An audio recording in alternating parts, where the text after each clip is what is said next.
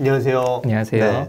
오늘 제가 궁금한 건요. 우리 주변에 착한데 은근히 불편함을 주는 사람들이 있는 것 같아요. 이런 사람들은 좀 어떤 특징을 가지고 있을까요?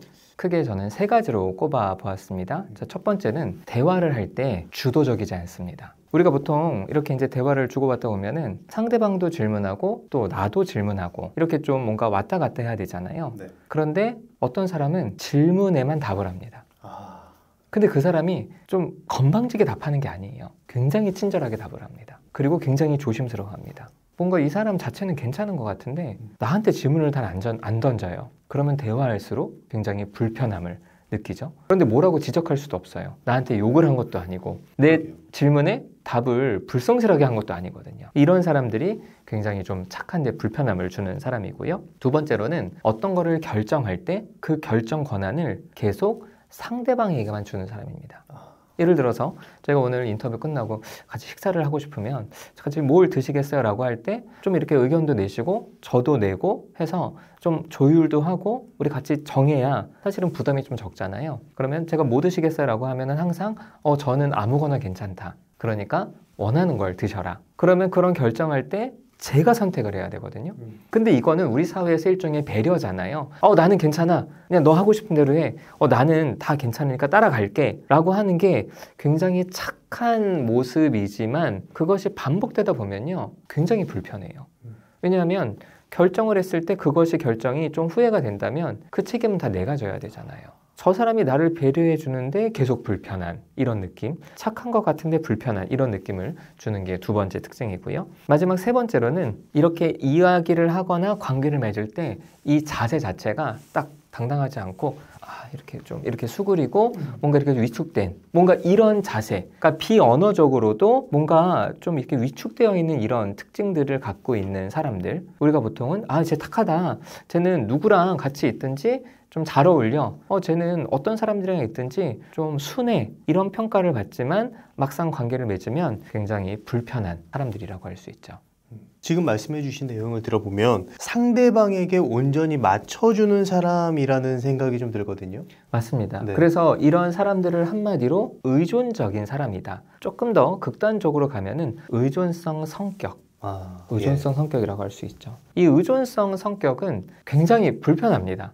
제가 제일 싫어하는 사람이에요. 제가 예전에 놀심 영상에 나와서 했던 사례가 있는데 후배랑 같이 동아리에 가서 뭐 스터디를 정해야 되는 게 있었어요. 그래서 저는 후배한테 물었죠. 너는 뭐 할 거야?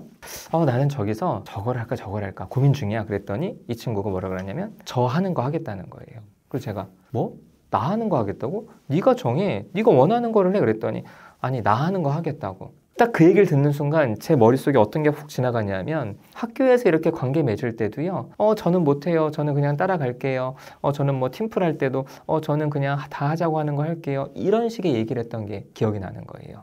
이 친구가 기본적으로 어떤 선택을 할 때 다른 사람에게 의존해서 선택을 하는구나. 제가 그때 너무 이 친구가 급격하게 싫어졌던, 그러니까 저는 의존적인 사람을 너무 싫어하거든요. 그래서 저는 사람을 딱 보면 이 사람이 의존적인지 아닌지가 자동적으로 캐치가 됩니다.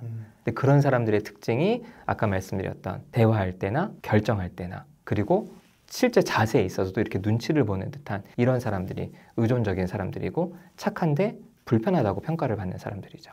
근데 그렇게 나한테 맞춰주는 사람이 표면상으로는 착한 사람으로 느껴지는데 왜 불편해지는 걸까요? 사실 사람은 누구나 의존하고 싶습니다. 저 같은 경우는 지금 이렇게 인터뷰에 와서 이렇게 직접 잘 끌어주시기를 기대하고요. 또 제가 책을 출간할 때는 출판사에서 제가 잘할 수 있도록 좀 제가 의존할 수 있도록 그냥 소위 말해서 숟가락 하나 이렇게 얹고 갈 수 있도록 하고 싶어 하는 마음이 인간 누구에게나 있거든요. 하지만 내 몫을 애써서 다 하고 있는 겁니다.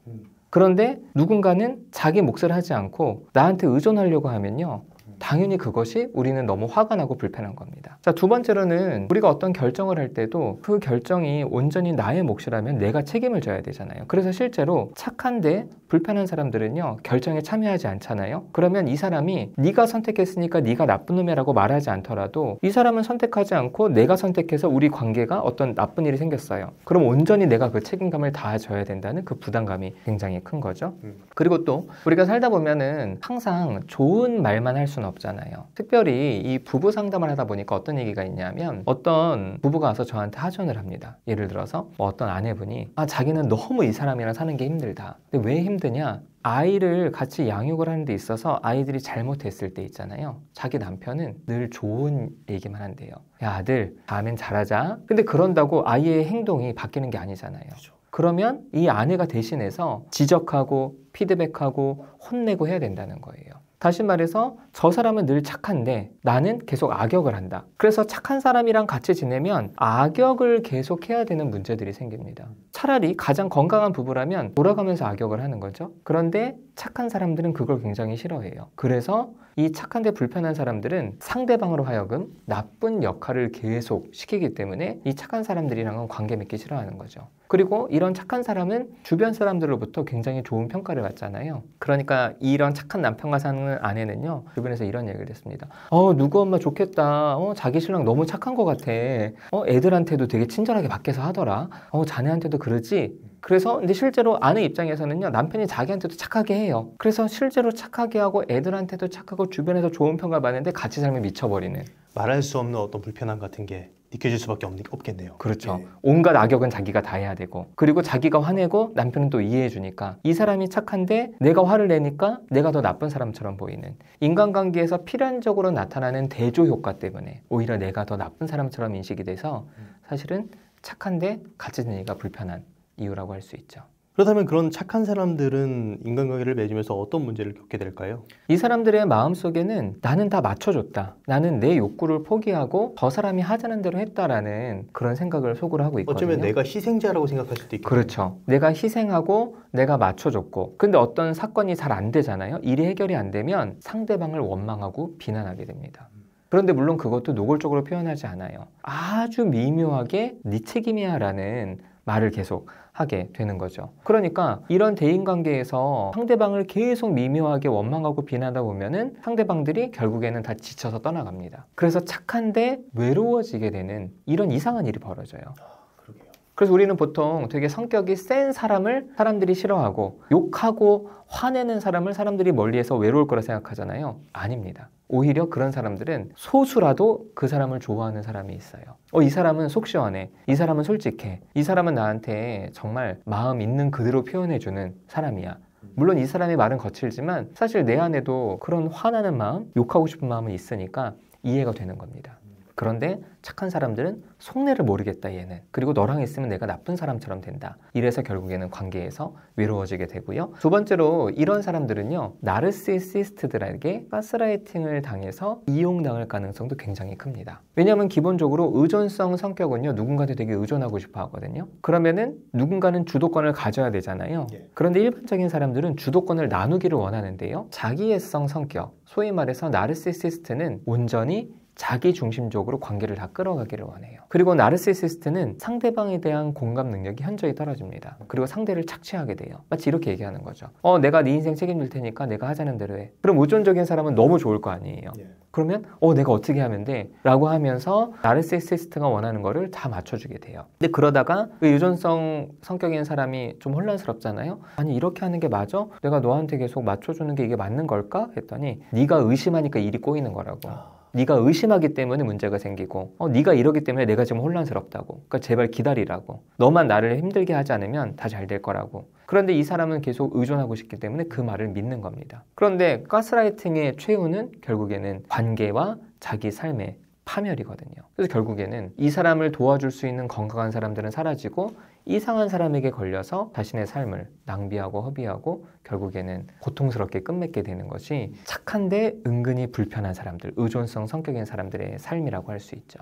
이게 참 내 주변에 그런 나르시시스트가 있으면 정말 파멸적인 어떤 결과가 만들어지는 거고, 없어도 인간관계에서 배척돼서 외로워질 수밖에 없는 거라면 그렇죠. 굉장히 좀 딜레마인 상황인데, 이런 상황에서 내가 이런 착한 사람, 은근히 불편한 착한 사람이라면 어떻게 대처를 하는 게 좋을까요? 자기가 만약에 누군가한테 끊임없이 의존하고 싶어하고 착한 역할을 계속하고 싶어하고 이런 분들이 두려워하는 거는 혼자 남겨지는 걸 두려워하는 거거든요. 이럴 경우에는 저는 의도적으로 관계를 다 끊어봐라.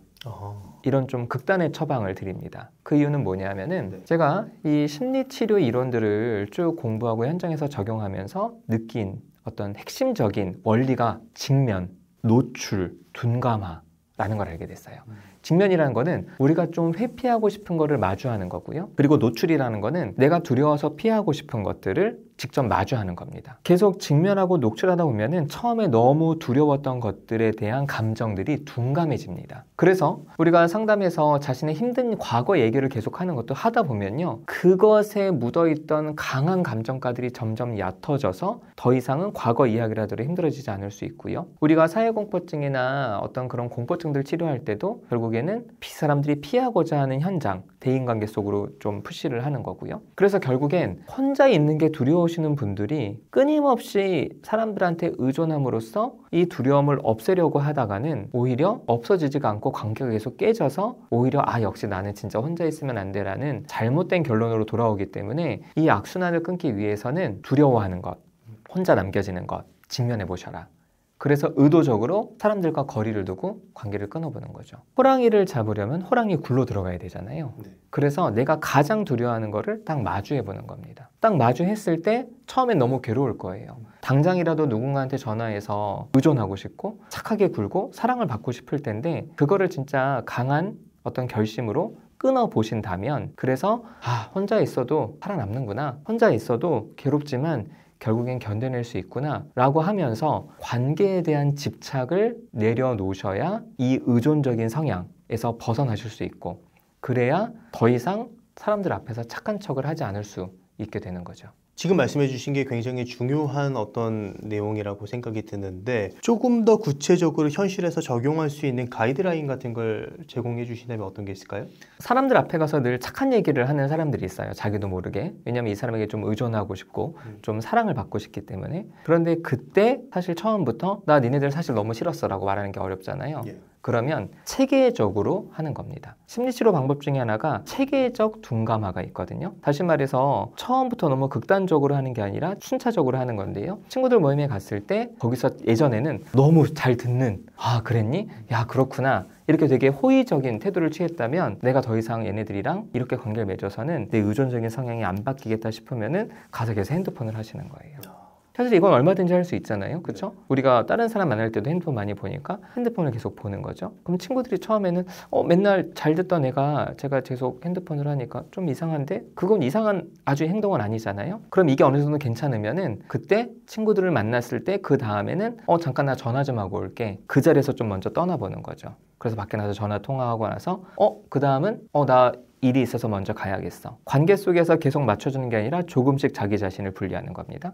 그리고 나서는 그 다음에는 친구들이 만나자고 할 때 알았어. 나 약속했는데 취소하고 달려갈게가 아니라 없더라도 나 약속이 있어서 못 만나겠어 라고 거절을 하는 거죠. 그럼 친구가 야 좀 서운한데? 그래 그럼 내가 다음에 연락할게 라고 하고 연락하지 않는 겁니다. 이렇게 순차적으로라도 자신이 두려워하는 관계 단절을 자신이 의도적으로 끊어내기 시작을 하는 거죠. 그래서 주변 사람들과 적절한 거리를 두고 혼자 지내는 방법들을 선택하셔야 이 의존성 성격에서 벗어나게 되는 겁니다. 이게 어떻게 보면 관계 속에서 내가 잃어버렸던 주도권을 다시 되찾아오는 작업이다라는 생각이 드네요. 맞습니다. 근데 여기서 만약에 그렇게 하다가 상대가 나를 진짜 강하게 비난하거나 그런 식으로 해서 나에게 상처를 주게 됐다면 그렇죠.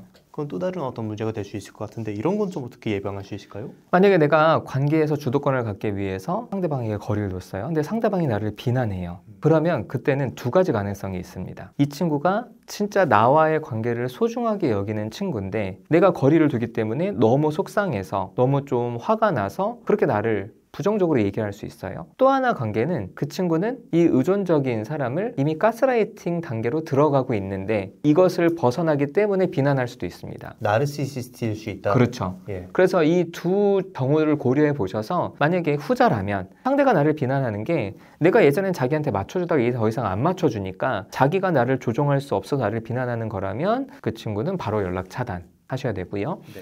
만약에 또 다른 친구는 자기의 이익을 위해서가 아니라 관계에서 굉장히 친하다고 생각했는데 내가 멀어지는 게 너무 속상하고 안타까워서 그래서 좀 속상한 마음을 내는 거라면 그 친구한테는 솔직한 마음을 터놓고 대화를 할 수 있죠. 사실은 내 이런 성향을 바꾸기 위해서 내가 지금 사람들이랑 적절한 거리두기를 하고 있어. 너와의 관계에서 내가 완전히 끊어내려는 건 아닌데 내가 어느 정도 홀로 서기를 할 때까지 좀 기다려주라 라고 부탁할 수 있는 거죠. 그럼 그 친구가 야, 뭐 언제까지 기다려야 되냐, 뭐 네가 확실하게 다시 연락을 줄 건 맞냐, 이렇게 얘기를 하면은 그러면 기간을 정해놓는 건 좋아요. 내가 한 앞으로 3개월 후에 너한테 연락을 할게. 그리고 아니면 그 친구가 그럼 네가 나한테 연락을 해라, 이렇게 이제 얘기를 할 수도 있어서 어쨌든 이 혼자서 홀로 서기를 감행할 수 있는 이 기간을 확보하는 건 굉장히 중요합니다.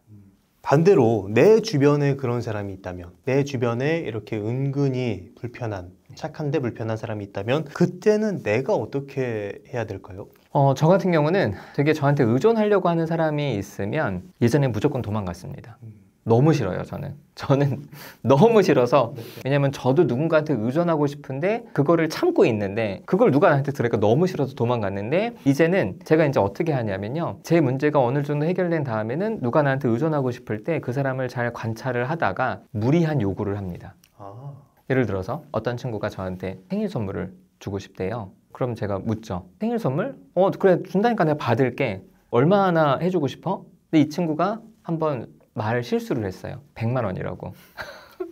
그래서 제가 100만 원, 그렇게 100만 원? 알았어. 그럼 내가 100만 원 정도 되는 물건을 골라도 되지? 이 친구가 저한테 의존하고 싶어하는 친구고, 어쨌든 이 친구가 그때 좀 돈이 있었거든요. 그렇게 했기 때문에 이 친구가 자기 말을 철회하진 않는 거예요. 그래서 제가 100만 원이 조금 넘는 물건 해달라고 요청을 했습니다. 자, 이랬을 때 사실 제가 원한 거는 이 친구가 아니 그건 안 되죠 라고 하기를 바랬어요.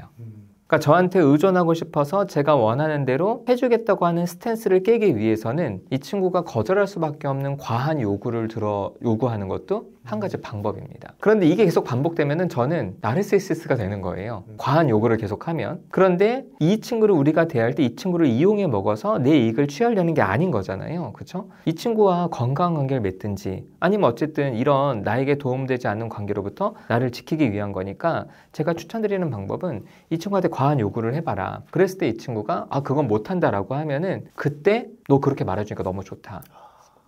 나는 우리가 건강한 관계를 맺기를 원하지 네가 나한테 의존하기 위해서 나를 위해서 뭔가 나에게 많은 물건을 주고 내 부탁을 들어주고 난 그거 원하지 않는다. 우리 동등한 관계를 맺자. 근데 만약에 이 친구가 그 과한 요구를 들어준다. 그러면 저는 그때는 좀 관계를 멀리 하셔라 라고 말씀을 드립니다. 왜냐하면 이 친구가 과한 요구를 했을 때 들어주면요, 나중에 원망을 할 수 있어요, 저한테. 그리고 사실 제일 좋은 거는 그 친구를 꼭 상담해 보내셔야 됩니다. 이거는 일반적인 관계 속에서는 나도 모르게 이 친구를 이용해 먹을 수 있는 그런 어떤 관계가 맺어질 수 있어요. 물론 나르시시스트는 타고나는 게 대부분입니다. 공감 능력이 떨어지거든요. 그런데 공감 능력이 떨어지는 나르시시스트가 아니어도 되게 의존적인 사람과 같이 있으면 나도 모르게 이 사람을 자꾸 이용하거나 좀 착취하게 되는 행동들이 나오게 돼요. 근데 그런 것들을 내 스스로 잘 조절할 수 없다면 관계를 멀리 하시고 이 친구한테 네가 상담에 가야 내가 너랑 관계를 맺겠다. 그래서 상담을 받으면서 관계를 지속할 수 있는 것. 그럼 상담에서 상담사가 얘기해 주는 게 있겠죠? 상담에서 이 친구를 여러 가지 변화를 요구할 수 있겠죠? 근데 이 친구도 그러면은 그런 변화를 실천해 볼 수 있는 대상이 필요하잖아요. 네. 내가